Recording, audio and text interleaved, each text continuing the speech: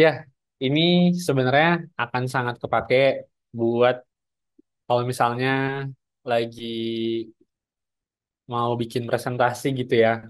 Eh, Entah itu misalnya masih pada skripsi atau buat proyekan kampus atau bisnis atau ya kerjaan di sosial media juga nanti gitu. Untuk mengkomunikasikan sesuatu, memvisualisasikannya lewat slide dari course Udemy Management Consulting Presentation Style. Next. Ya, isinya nanti akan ada tiga part.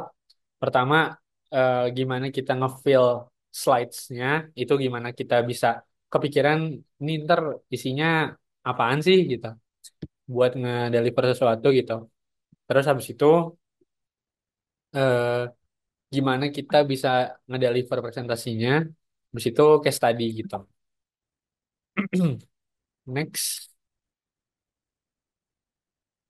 Nah, ini quotes dari yang ngajarnya, kalau penting untuk bisa bikin kita sendiri tuh ngerti atau teman-teman kita juga ngerti itu tuh gimana mengekspresikan sesuatu lewat presentasi.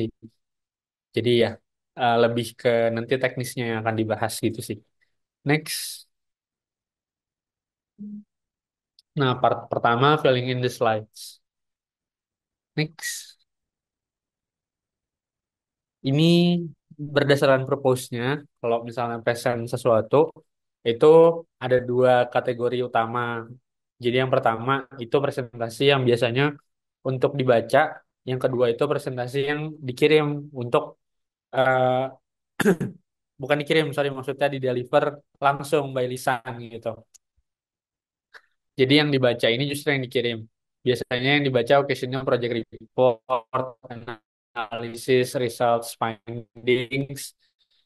Kalau yang disampaikan secara lisan kayak gini sebenarnya contohnya project pitch, ideation, offering, kick off project gitu-gitu. Nah, jumlah slides-nya biasanya kalau yang dikirim itu di bawah 100 slides, lalu yang di deliver itu bisa 100 slides lebih gitu misalnya. Kalau rapat beneran, rapat bisnis gitu. Tapi ini sebenarnya guideline umum aja, bisa di mix of both juga gitu. Terus karakteristik biasanya kalau yang dibaca tuh ada animasi, ada ilustrasi. Sedangkan kalau yang di deliver in person tuh referensi, terus technical aspect tuh biasanya pakai storytelling juga dan datanya harus rich gitu. Next, ini bisa dipakai di dua-duanya sebenarnya. Nah, ini storytelling.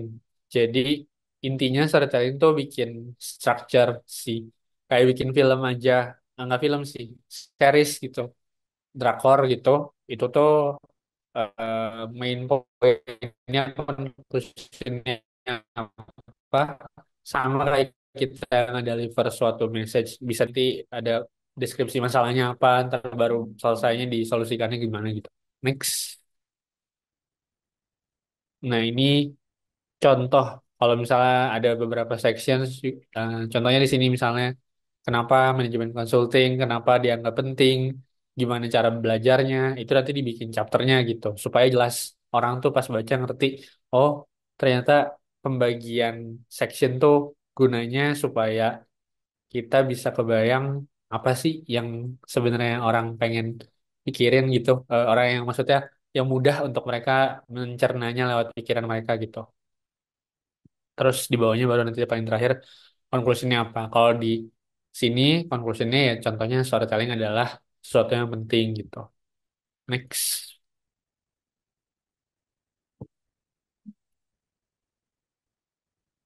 Nah, ini contoh yang tadi. Oh, apa aku yang like ya? Nah, memilih cara buat mendeliver suatu message gitu. Loh, loh, ganti-ganti. Nah, yang ini dulu. Stop, stop. Nah, sorry. Eh, Pertama biasanya bisa juga, ini kalau dari kursnya tuh ngejarin, dan mungkin aku sempat nerapinnya beberapa kali, kadang digital, kadang memang manual, masih pakai kertas, pakai spidol gitu. Tuh bisa dibagi empat misalnya. Habis itu message-nya ditulis kira-kira ada apa aja nih yang mau sampein. Terus kira-kira setiap message ilustrasinya kayak gimana gitu. Ntar kalau udah ketemu gaya yang tepatnya, ya udah eh, dipilih salah satu, terus ditaruh di slide-nya gitu. Kalau misalnya mau ngedeliver suatu misalnya konten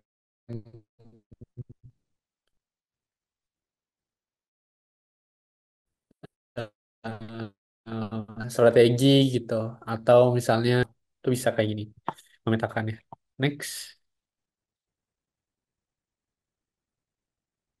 delivering presentation.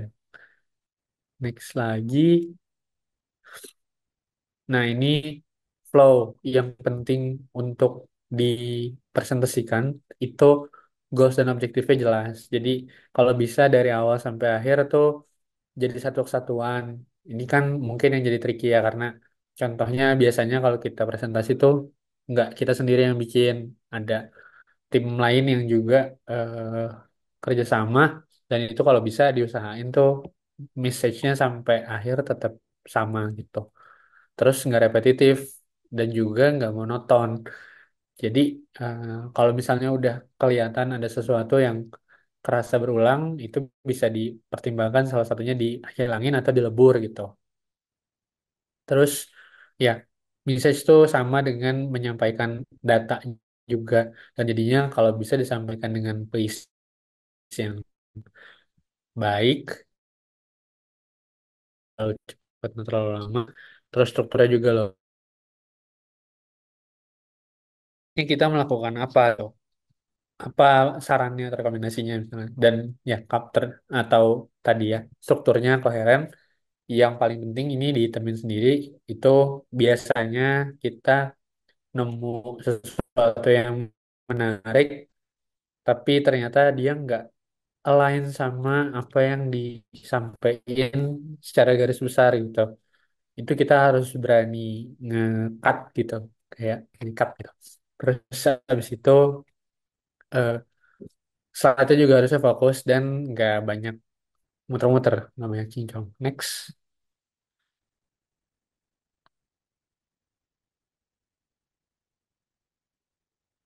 Nah ini audience attention span, biasanya pace-nya harus di-maintain.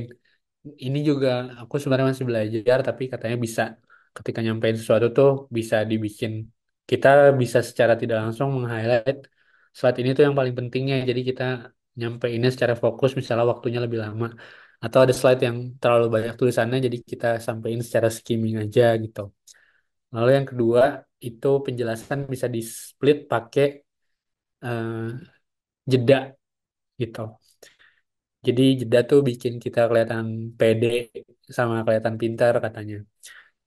Daripada kita ngomong eh ya eh, pokoknya gitu. Itu daripada kayak gitu, jadi mending dikasih jeda untuk menjelaskan dari satu part ke setiap part.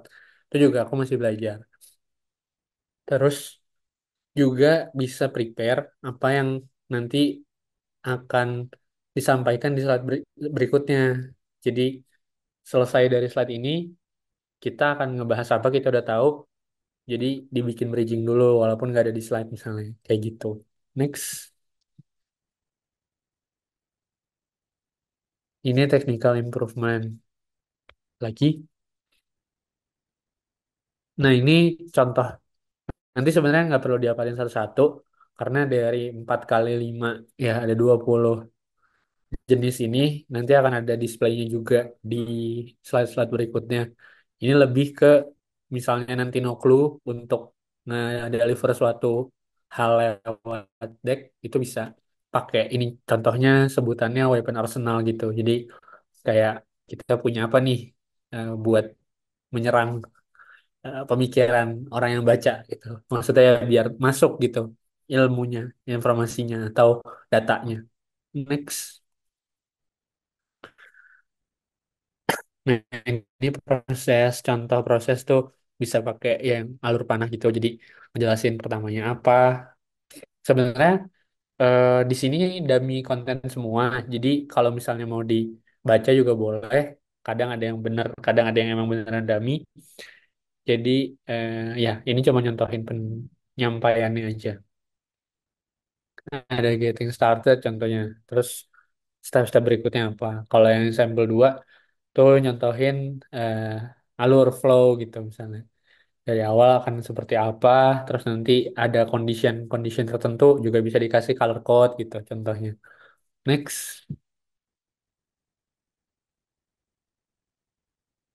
Nah, ini contoh ngekomparasi dataset yang berbeda gitu.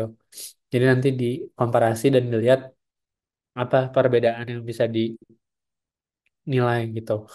Di sini source-nya Trustmibro karena emang nggak beneran riset ya. Jadi ada Yogyakarta, Surabaya, Jakarta misalnya. Lebih banyak orang yang lebih tertarik sama storytelling speakers yang bikin baper daripada yang ngedeskripsiin aja pakai data. Oh, berarti dari sini mereka lebih senang dengerin story daripada dengerin data biasa aja. Terus yang kedua, contohnya ini project yang berhasil. Kalau misalnya pakai konsep storytelling gitu. Survei dari 100 agensi misalnya. Sebelumnya 35% doang, setelah diterapin jadi 55% lebih tinggi. Berarti berpengaruh nih storytelling kayak gitu. Di aku gelap apa? Oh ya udah. Next.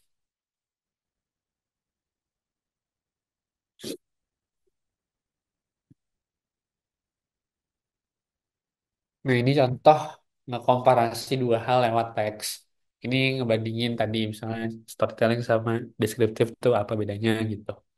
Next lagi, ini lebih ke visual soalnya ya, yang akan dibahas. Ini contoh waterfall slide biasanya bisa buat deskripsiin uang yang keluar, eh, proyek itu selesainya kapan gitu pakai Gancar juga mirip-mirip waterfall slides. Terus faktor ekonomi tertentu gitu yang berpengaruh dan lain-lain. Next,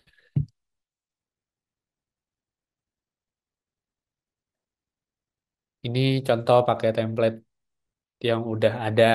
Contohnya itu kita misalnya nemu di internet ada template bentuknya kayak gitu, kita mau pakai. Ini misalnya kita pakai di customize di mirror, terus habis itu dipakai gitu. Ntar di bawahnya ada gambar, di atasnya ada gambar, yang lebih kayak gitu. Supaya cepet kalau butuh waktu singkat. Terus next. Nah ini ngebandingin sesuatu pakai eh, faktor. Ini lebih ke biar kebayang aja untuk memetakan kondisi tertentu. Sini misalnya sembuh X-nya eh, seberapa impactful gitu, seberapa atraktif. Terus sembuh Y-nya nilai proyeknya mahal atau enggaknya. Ternyata AI di sini emang paling menarik, tapi di sisi lain juga paling mahal gitu misalnya. Jadi dari sini kita bisa membaca suatu data dengan mudah gitu untuk mereka yang lebih suka visual. Nanti yang lain-lainnya bisa dikasih nama juga, tapi ini misalnya highlightnya di AI gitu, kayak gitu. Next,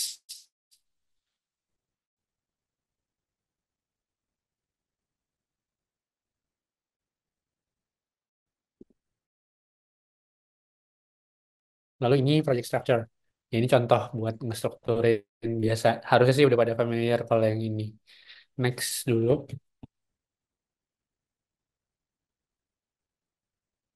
Nah, ini tim project roles juga bisa ngemetain pakai ya kolom sama baris gitu ya, kayak di Excel.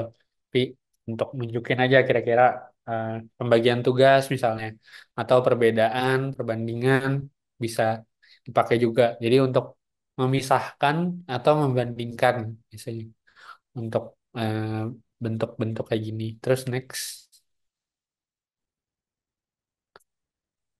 ini contoh tanggung jawab tim member tapi pakai ilustrasi titik-titik aja gitu buat nunjukin latar belakang edukasinya terus habis itu level of manajemennya gitu. Next.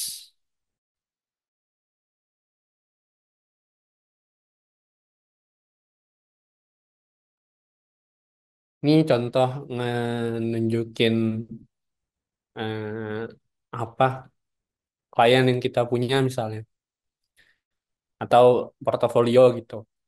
Bisa bentuknya kayak gini, tapi ini versi eh, sederhananya banget ya dari template-nya.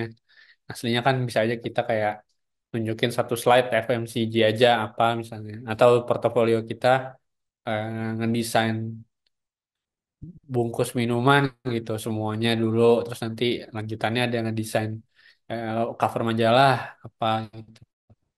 Kurang lebih ya mengkategorisasikan aja gitu. Terus next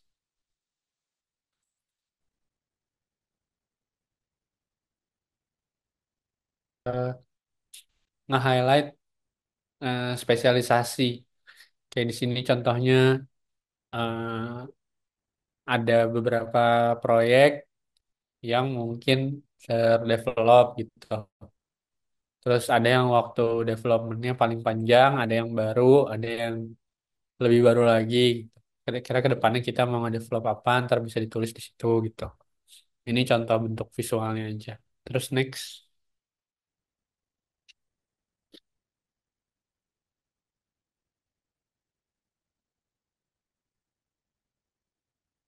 ini contoh agenda. Ini waktu itu aku pakai juga waktu present Eiger tentang ya East waktu itu ya ada cabangnya Eiger.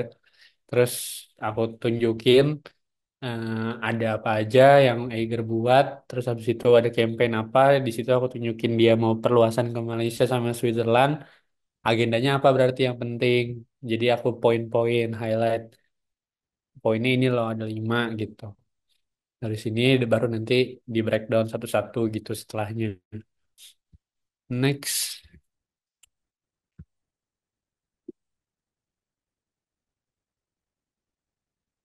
ini summary slides.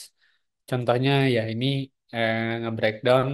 Misalnya ini waktu Eiger juga nge-benchmark merek eh, yang mirip kayak Eiger. Waktu itu contohnya Consina namanya.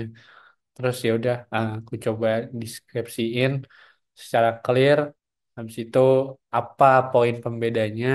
Sebenarnya bisa lagi kalau yang sekarang aku ngebagi kayak keynotes-nya apa, terus kisah kira-kira Eiger bisa ngimplementasi ini kayak gimana.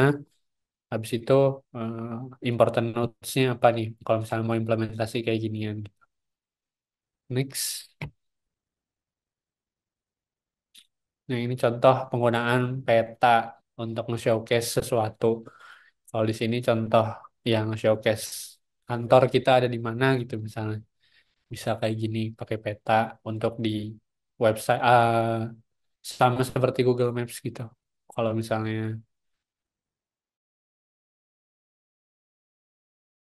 di desain di slide. Next. Terus contoh ini sebenarnya mirip kayak flow gitu sih. Misal flow bisa ditunjukin kalau sebenarnya orang tuh alur berpikirnya kayak gimana, itu bisa pakai bentuk kayak gini. Tuh. Ini nunjukin kalau iya gimana, kalau enggak gimana. Nanti habis itu ada opsi lagi kalau iya gimana, kalau enggak gimana. Tapi ada yang memang mungkin langsung lanjut aja, enggak iya, enggak, langsung proses aja gitu. Kayak gitu. Tahu ya ini contoh eh, dibandingin antara online store sama offline store gitu. Next.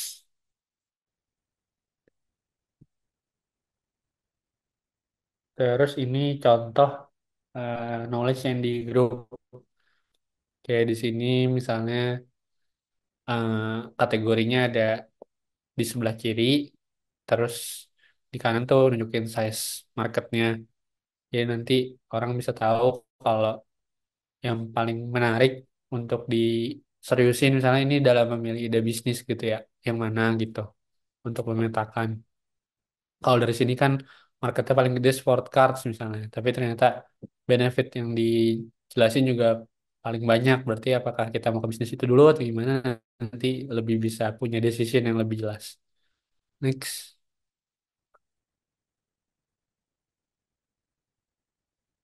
Nah, ini illustrations. lebih ke ya udah pokoknya pakai foto. Kalau ini contoh proyeknya proyek OMS, ya udah nunjukin foto-foto gudang gitu. Kayak gitu sih. Next, ini compositions untuk nge-showcase data yang terdiri dari beberapa komposisi. Ya ini contohnya misalnya komposisinya ada laki-laki ada perempuan, terus nge-breakdown customer, ini ada perempuannya berapa, laki-lakinya berapa. Ntar habis itu nanti bisa kelihatan sebenarnya kita bisa lebih nargetin perempuan misalnya kayak gitu. Next,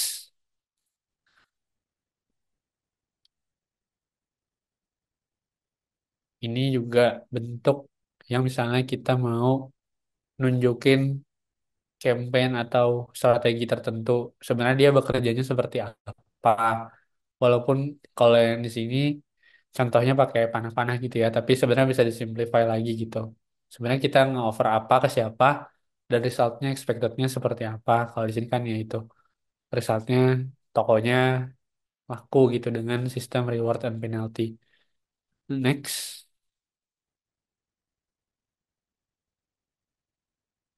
nah ini case tadi terakhir sih.